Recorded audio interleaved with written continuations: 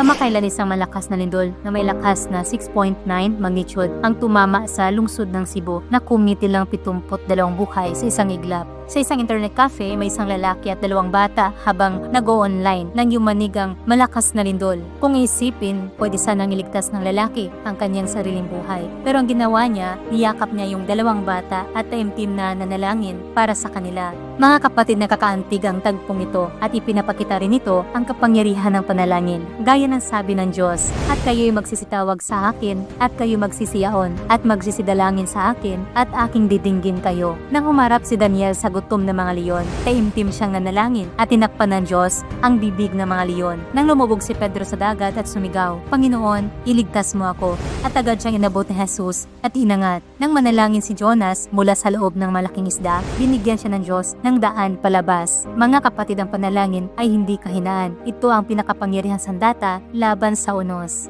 Ang lindol na ito ay paalala sa atin na ang ating buhay ay maaaring mawala sa isang iglap. Ang bahay, mga kayamanan ay hindi makakatulong sa atin sa panahon ng sakuna. Tanging Diyos lamang ang ating matibay na kanlungan. Kaya mga kapatid, kapag dumating ang panganib, ano ang unang reaksyon mo? Magpanik at sumigaw ba? O manalangin gaya ng ginagawa ng lalaking ito?